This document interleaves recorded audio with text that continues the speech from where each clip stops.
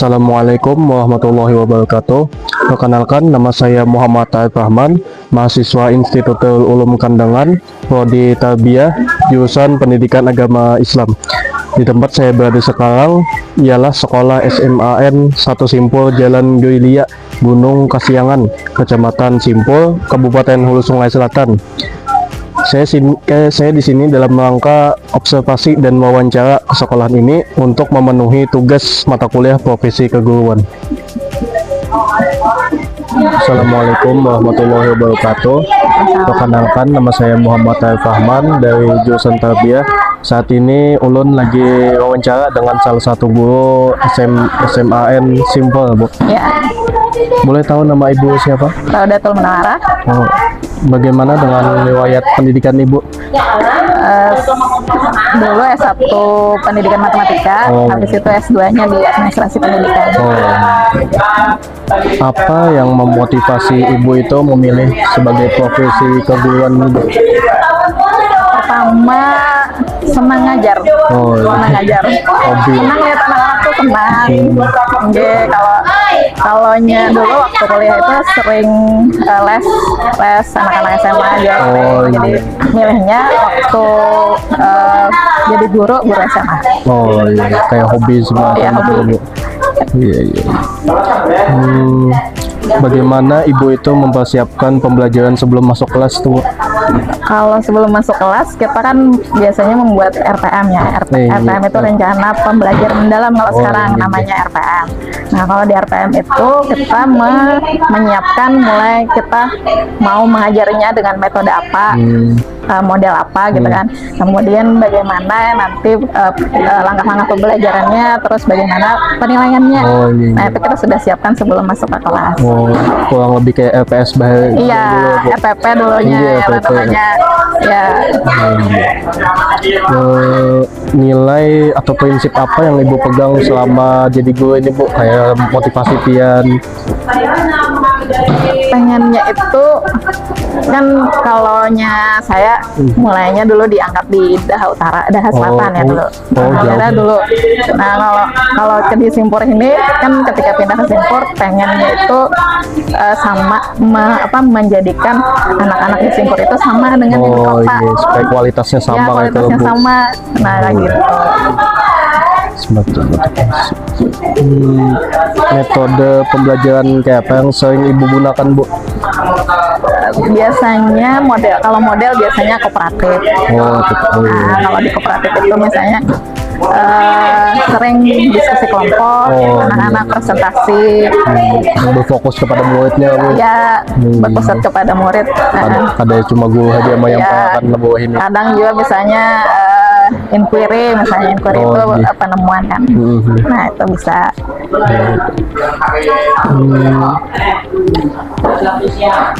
Bagaimana cara ibu ini menyesuaikan pembelajaran dengan kemampuan siswa yang belajar, Bu?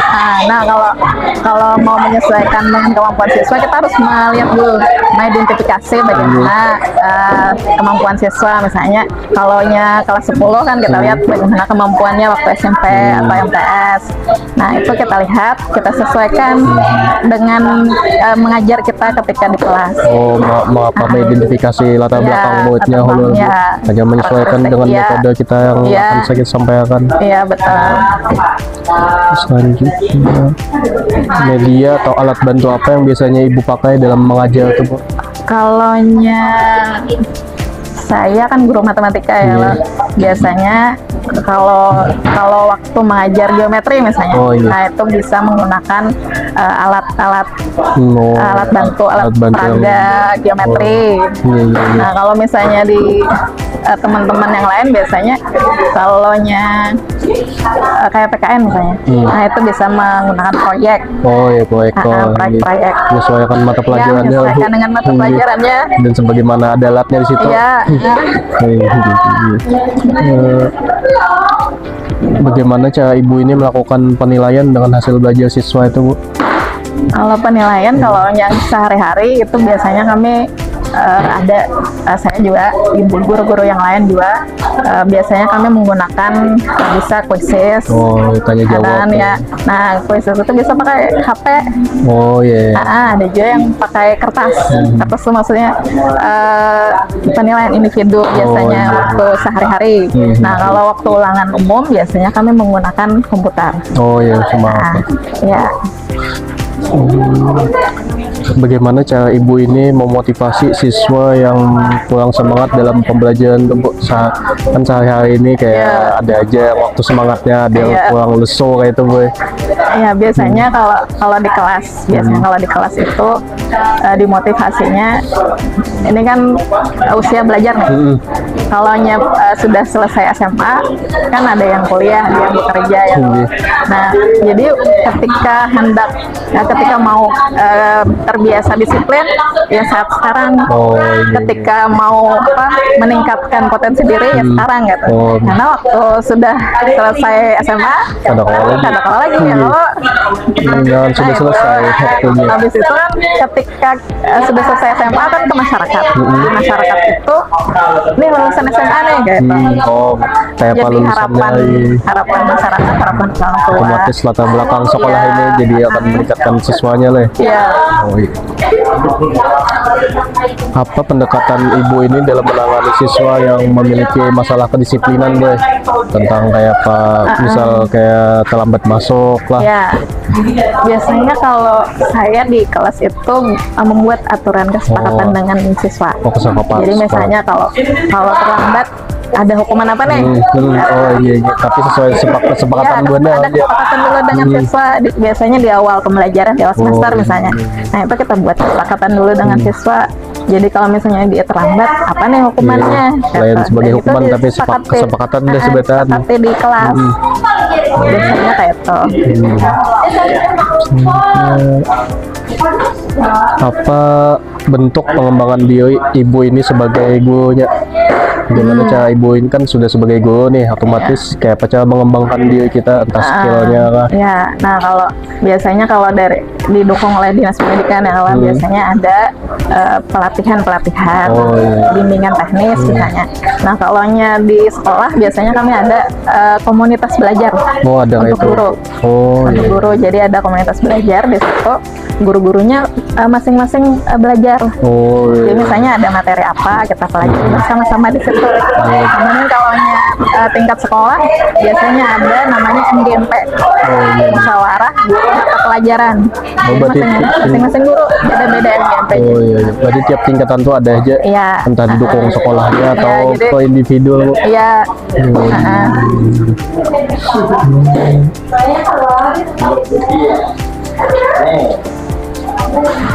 Menurut Ibu, apa kunci utama sebagai guru profesional di era sekarang nih? Kalau guru profesional, yang pertama harus siap, harus siap menghadapi tantangan. Tantangan zaman saat ini sekarang. seperti apa ya kalau. Nah, kalau yang kedua harus ikhlas.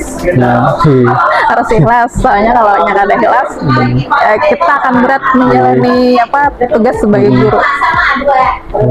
Ikhlas loh. Ikhlas.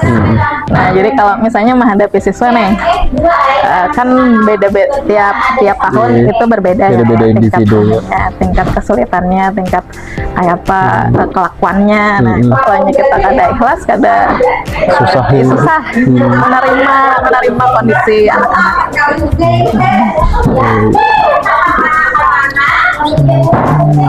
Bagaimana cara ibu ini menciptakan suasana belajar yang positif dan menyenangkan Bu, yang dalam kelas kayak anak tegang gitu? Iya, yang pertama kalau kita harus menyiapkan kondisi kelas, sama dengan tadi aturan kelas harus ada. Nah, aturan kelas itu harus disepakati oleh semuanya. Jadi ketika kita misalnya nih waktu pembelajaran nggak ada boleh menggunakan HP.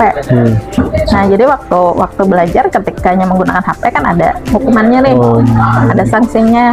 Nah, itu ketika kita sudah membuat aturan kelas itu enak mengajarnya. Otomatis peraturannya Jadi kondusif kelasnya. Jadi kalau menyenangkan, kalau matematika tuh sebenarnya kurang menyenangkan. mulai Senang dulu. menyenangkan, tapi kadang-kadang kalau saya tuh biasanya anak-anak manggil kalau misalnya terlambat 5 menit aja ada yang manggil, berarti kan senang tuh diajari kayak itu, senang. Kalaunya tadi di kelas ya seperti itu, adanya biasanya kalau walaupun pelajarannya tidak menyenangkan, paling tidak gurunya menyenangkan. Gimana cara gurunya nih? Iya, gurunya menyenangkan. Nah itu.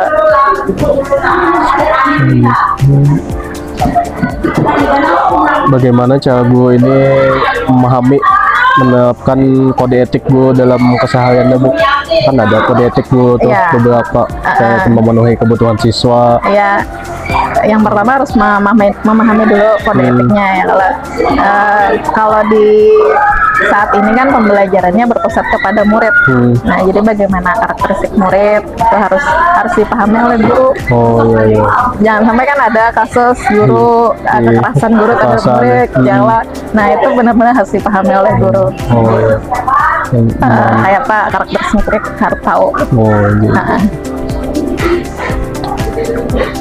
Dalam kompetisi pedagogik itu bagaimana cara guru ini memastikan bahwasanya siswa ini benar-benar memahami materi, Bu?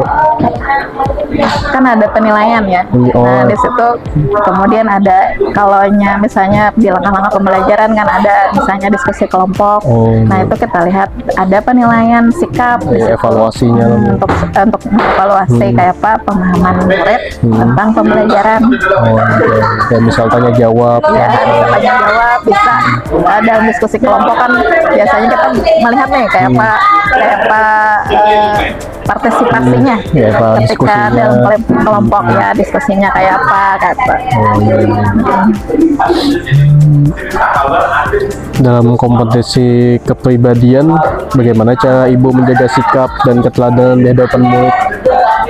Kan kita harus menjaga sikap di hadapan murid ini kayak apa, jadi contoh kalau Bu? Ya, nah ketika kita jadi contoh kan kita harus apa nih pribadi kita harus baik dulu ya Pak. Oh, iya. Nah jadi sering-sering kita melatih bagaimana sih kepribadian yang baik. Jaga sikap, Nah, Bu. jaga sikap. Sabar. Nah, itu kan juga ini ya kalau wibawa kita di hadapan murid. Jadi akan contoh siswa. Ya, kayak gitu. Menurut Ibu, apa tantangan terbesar di dunia pendidikan di era global saat ini? Ya misalnya teknologi, Iya. semakin berkembang, ada minus plusnya teknologi itu. Katanya kan sekarang murid itu bisa belajar di mana saja ya Pak. Bisa belajar dengan siapa saja. Tapi sebenarnya kalaupun teknologi tidak bisa menggantikan guru. Karena kan tidak bimbingan ya. Cuma bisa menggantikan guru dalam hal memberikan materi. Tapi untuk membimbing karakter sikap siswa, teknologi tidak bisa menggantikan guru. Oh iya. Ya, kan tidak mengganti kesan guru nilai walaupun Iya. teknologi makin berkembang, Iya. makin berkembang. Bagaimana cara ibu ini menghadapi kemajuan teknologi yang masuk ke dalam dunia pendidikan tuh, Bu? Misal kayak AI itu lah. Kayak Bisa kita ada plus manfaatkan minusnya sebenarnya juga. kan bisa ada plusnya yang kalau plusnya kan bisa kita manfaatkan. Kalau misalnya ada materi yang sulit bisa kita tanya atau apa yang kita kada bisa kita bisa tanyakan ke AI misalnya. Kalau minusnya kadang siswa itu misalnya menjawab soal dia tanya ke AI dapat jawabannya tapi dia tidak paham. Tidak proses dalam pemikirannya lah, Bu. Tidak paham. Ada plus minusnya Iya. juga itu di situ.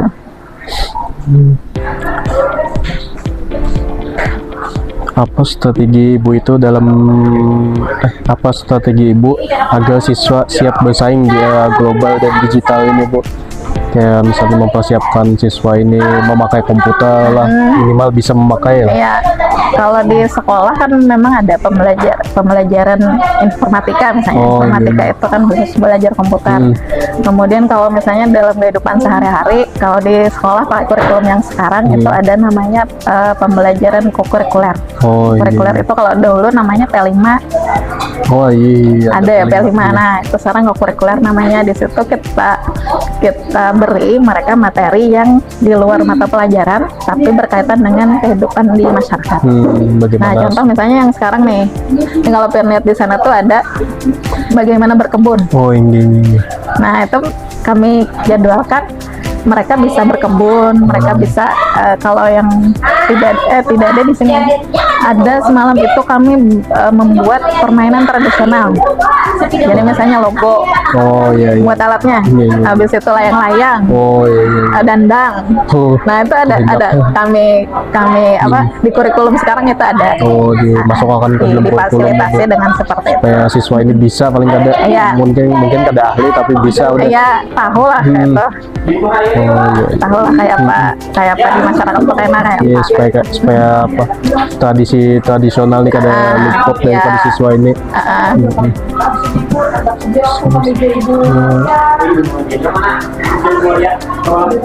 Ini pengalaman mengajar apa yang paling berkesan bagi ibu ini? Kalau pengalaman belajar, biasanya anak-anak di kelas ya. Dulu tuh pernah penelitian juga penelitian Oh, iya. di kelas. Jadi bikin video. Hmm. Anak-anak tuh kadang kalau biasa-biasa aja, partisipasinya kurang. Iya. Tapi ketika di video Iya. mereka Ya, semangat. aktif, semangat. Nah jadi kalau dibikinkan video pembelajaran kayaknya menyenangkan gitu. Mau kayak minat siswa ini Iya. makin meningkat lah Bu. Kan biasa ada juga yang saya bikin YouTube-nya, jadi Oh, ada juga. di-upload di YouTube. Nah itu mereka baik kata anaknya aktif. Perilakunya Ya, makin aktif. karena Nah, dari jadi, videonya. karena ada videonya dan mereka bisa lihat. Oh iya. Pengalaman seharian lah Bu. Iya, walaupun kada setiap hari lah, Iya, tapi kada. cuma yang itu tuh berkesan ya. Waktu-waktunya Bu. Waktu-waktu yang itu tuh. Jadi kalau bisa juga kalau setiap tahun kan ada yang namanya supervisi iya. guru. Nah itu kita bikin videonya. Jadi ketika mereka memang diawasi, mereka aktif, Oh, iya. bagus kayak itu. Sikapnya terjaga lah Bu. Iya. Iya.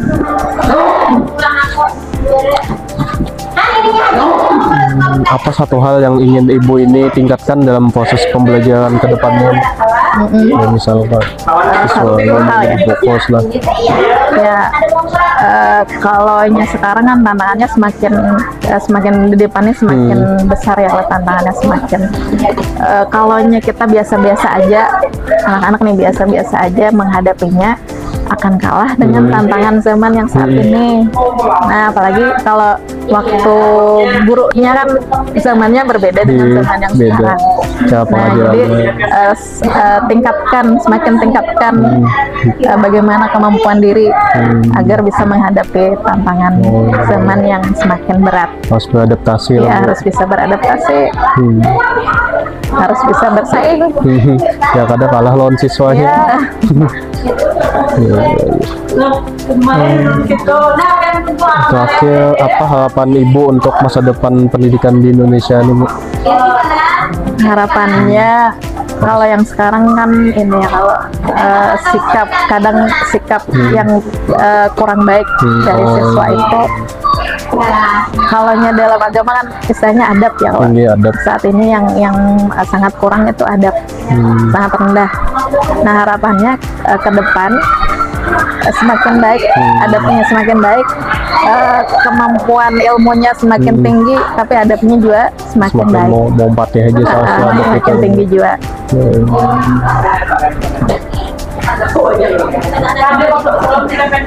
Mungkin sampai sini aja Bu. Ya. Terima kasih banyak kalau nih. Sama-sama.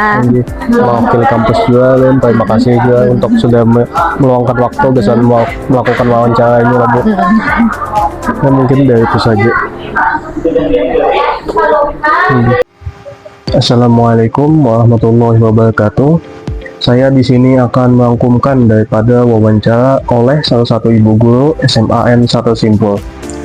Berdasarkan hasil wawancara dengan ibu guru tersebut, dapat disimpulkan bahwa profesi guru merupakan pekerjaan mulia yang menuntut dedikasi, tanggung jawab, dan komitmen tinggi. Guru tidak hanya berperan sebagai pengajar, tetapi juga sebagai pendidik, pembimbing, dan teladan bagi peserta didik dalam menjalankan tugasnya. Guru memegang nilai-nilai profesionalisme, etika, dan kepribadian yang baik serta terus berupaya menyesuaikan metode pembelajaran dengan karakter dan kemampuan siswa yang beragam. Guru mempersiapkan pembelajaran secara matang menggunakan berbagai metode dan media pembelajaran, serta melakukan penilaian secara objektif untuk memastikan tercapainya tujuan pembelajaran. Selain itu, guru berperan aktif dalam memotivasi siswa, menciptakan suasana belajar yang positif dan menyenangkan, serta menangani permasalahan kedisiplinan dengan pendekatan yang mendidik. Di era global dan digital, tantangan pendidikan semakin kompleks, terutama dalam menghadapi perkembangan teknologi dan tuntutan kompetensi. Oleh karena itu, guru dituntut untuk terus mengembangkan diri, berinovasi dalam pembelajaran, serta membekali siswa agar siap bersaing secara global tanpa meninggalkan nilai-nilai moral dan karakternya. Harapan kedepannya ialah pendidikan di Indonesia dapat semakin maju dengan dukungan guru profesional yang berkomitmen, berintegrasi, dan berorientasi pada perkembangan peserta didik secara holistik. Mungkin itu saja rangkuman yang bisa saya sampaikan. Terima kasih. Wassalamualaikum warahmatullahi wabarakatuh.